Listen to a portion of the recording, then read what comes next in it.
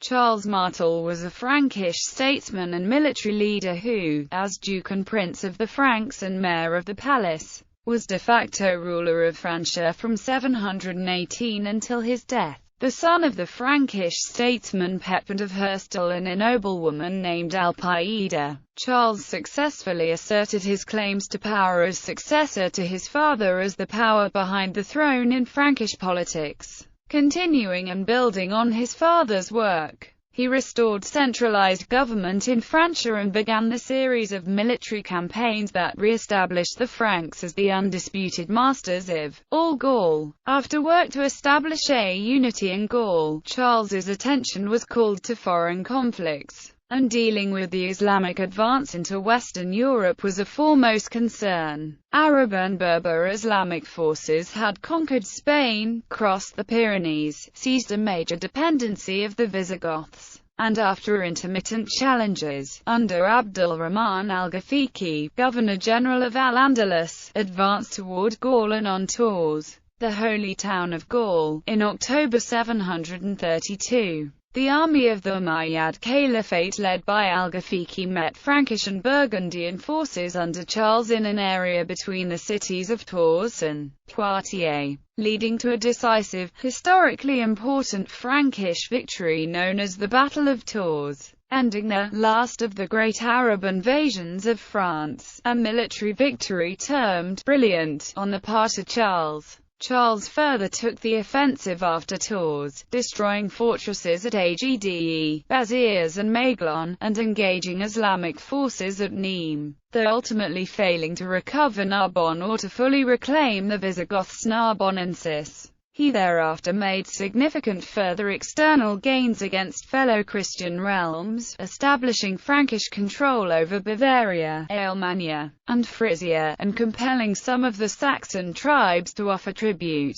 Apart from the military endeavors, Charles is considered to be a founding figure of the European Middle Ages. Skilled as an administrator as well as a warrior, he is credited with a seminal role in the emerging responsibilities of the Knights of Courts, and so in the development of the Frankish system of feudalism. Moreover, Charles, a great patron of Saint Boniface, made the first attempt at reconciliation between the Franks and the papacy. Pope Gregory III, whose realm was being menaced by the Lombards, wished Charles to become the defender of the Holy See and offered him the Roman consulship, though Charles declined. Although Charles never assumed the title of king, he divided Francia, like a king, between his sons Carloman and Pepin. The latter became the first of the Carolingians, the family of Charles Martel, to become king. Charles's grandson, Charlemagne, extended the Frankish realms to include much of the West, and became the first emperor since the fall of Rome. Therefore, on the basis of his achievements, Charles is seen as laying the groundwork for the Carolingian Empire. In summing up the man, Gibbon wrote that Charles was the hero of the age, whereas Gerard describes him as being the champion of the cross against the crescent.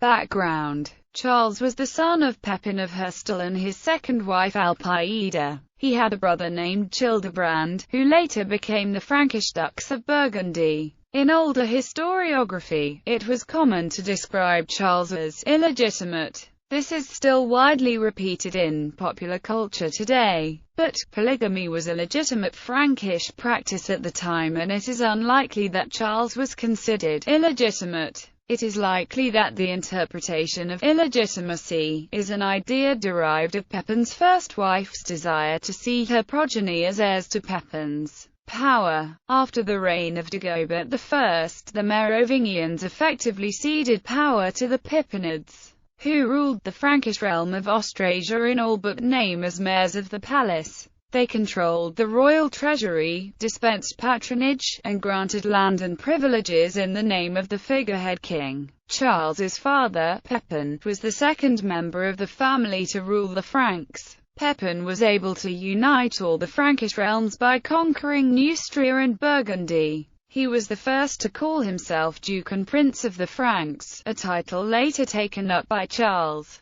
Contesting for power. In December 714, Pepin of Herstal died. Prior to his death, he had, at his wife Plectrude's urging, designated Theoduald, his grandson by their late son Grimwald, his heir in the entire realm. This was immediately opposed by the nobles because Theoduald was a child of only 8 years of age. To prevent Charles using this unrest to his own advantage, Plectrude had him imprisoned in Cologne, the city which was destined to be her capital. This prevented an uprising on his behalf in Austrasia, but not in Neustria. Civil War of 715 to 718. In 715, the Neustrian nobles proclaimed Ragenfried mayor of their palace on behalf of, and apparently with the support of, Dagobert III, who in theory had the legal authority to select a mayor, though by this time the Merovingian dynasty had lost most such powers. The Austrasians were not to be left supporting a woman and a young child. Before the end of the year, Charles Martel had escaped from prison and been acclaimed mayor by the nobles of that kingdom. That year, Dagobert III, a Merovingian, died and the Neustrians proclaimed Chilperic II, the cloistered son of Childeric II, as king. Battle of Cologne in 716, Chilperic and Ragenfried together led an army into Austrasia. The Neustrians allied with another invading force under Radbod, king of the Frisians, and met Charles in battle near Cologne, which was still held by Plectrude. Charles had little time to gather men, or prepare, and the result was the only defeat of his life.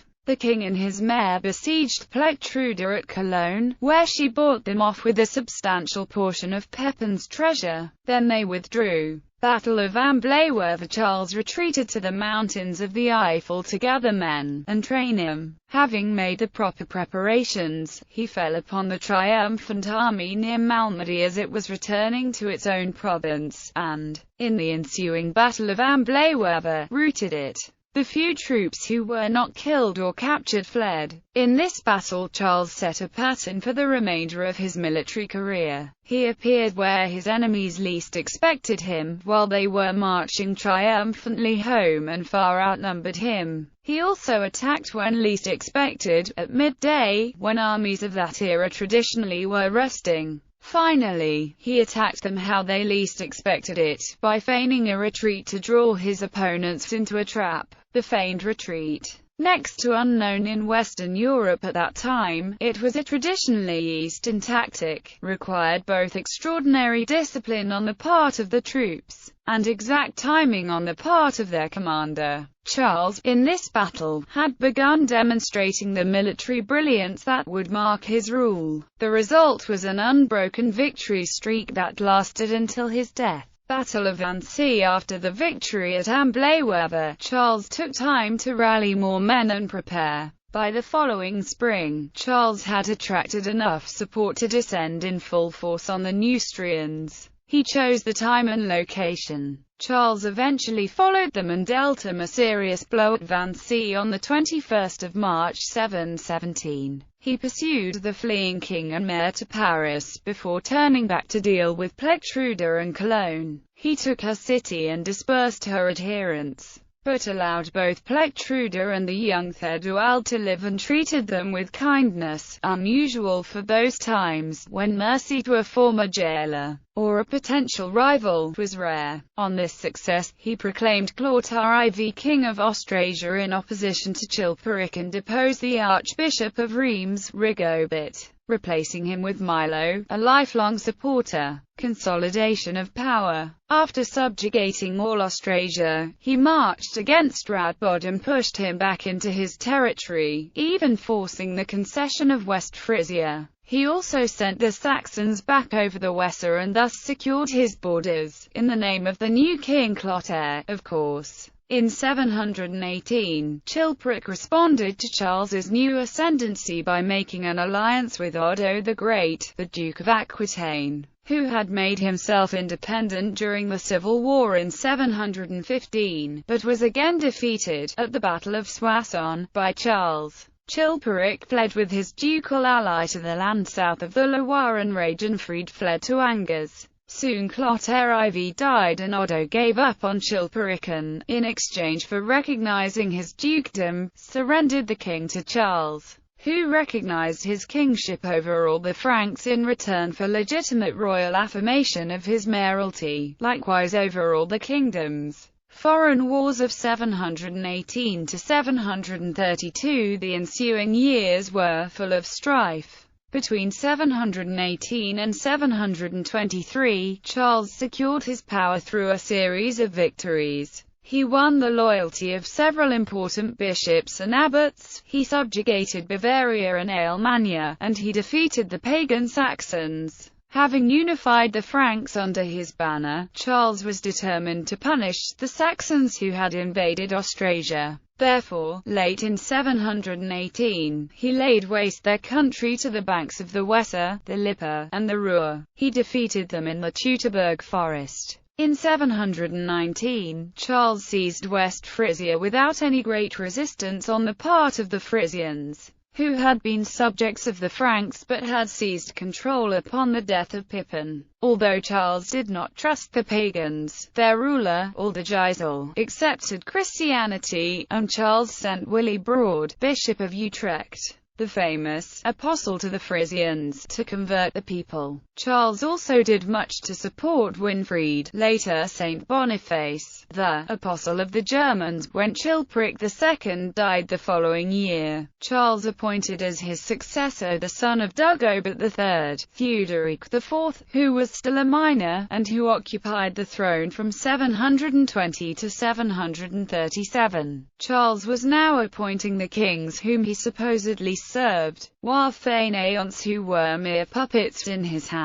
By the end of his reign they were so useless that he didn't even bother appointing one. At this time, Charles again marched against the Saxons. Then the Neustrians rebelled under Ragenfried, who had left the county of Anjou. They were easily defeated, but Ragenfried gave up his sons as hostages in turn for keeping his county. This ended the civil wars of Charles's reign. The next 6 years were devoted in their entirety to assuring Frankish authority over the dependent Germanic tribes. Between 720 and 723, Charles was fighting in Bavaria, where the Agilolfing dukes had gradually evolved into independent rulers. Recently in alliance with Liutprand the Lombard, he forced the Alemanni to accompany him, and Duke Hugbert submitted to Frankish suzerainty. He brought back the Agilolfing princess Swannechild, who apparently became his concubine. In 725 and 728, he again entered Bavaria. In 730, he marched against Lantfried, Duke of Alemannia, who had also become independent, and killed him in battle. He forced the Alemanni capitulation to Frankish suzerainty and did not appoint a successor to Lantfried.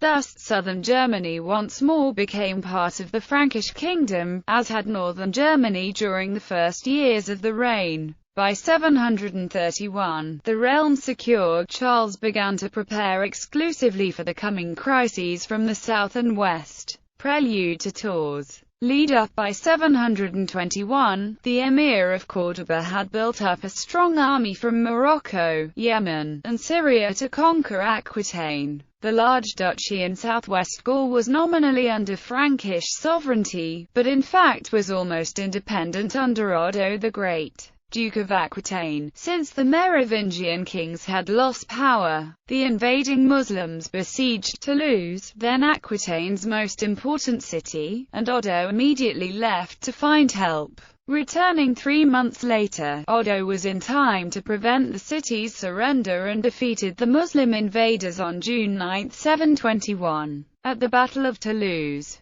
After Odo's escape, the Muslims had become overconfident, failing to maintain defenses or scout patrols. In a near-classic enveloping movement, Odo's forces launched a surprise attack on the besiegers, scattering them at the first attack and slaughtering units at rest or fleeing without weapons or armor. By 730, Abdul Rahman al-Ghafiqi, who had been at Toulouse, was the Emir of Córdoba. The Arab chronicles make clear he had strongly opposed his predecessor's decision not to secure outer defenses against a relief force, which allowed Odo's force to attack with impunity before the Islamic cavalry could assemble or mount. This time the Umayyad horsemen were ready for battle, and the results were horrific for the Aquitanians. Raising an army, historian Paul K. Davis wrote, having defeated Eudes, he turned to the Rhine to strengthen his northeastern borders, but in 725 was diverted south with the activity of the Muslims in Aquitaine. Charles then concentrated his attention to the Umayyads, virtually for the remainder of his life. Due to the situation in Iberia, Charles believed he needed a virtually full-time army, one he could train intensely, as a corps of veteran Franks who would be augmented with the usual conscripts called up in time of war, to train the kind of infantry that could withstand the Muslim heavy cavalry. Charles needed them year-round, and he needed to pay them so their families could buy the food they would have otherwise grown. To obtain money he seized church lands and property, and used the funds to pay his soldiers. The same Charles who had secured the support of the ecclesia by donating land, seized some of it back between 724 and 732. Of course, church officials were enraged, and, for a time, it looked as though Charles might even be excommunicated for his actions. But then came a significant invasion. The Muslims were not aware, at that time, of the true strength of the Franks, or the fact that they were building a disciplined army instead of the typical barbarian hordes that had dominated Europe after Rome's fall. The Arab chronicles, the history of that age, show that Arab awareness of the Franks as a growing military power came only after the Battle of Tours, when the Caliph expressed shock at his army's catastrophic defeat.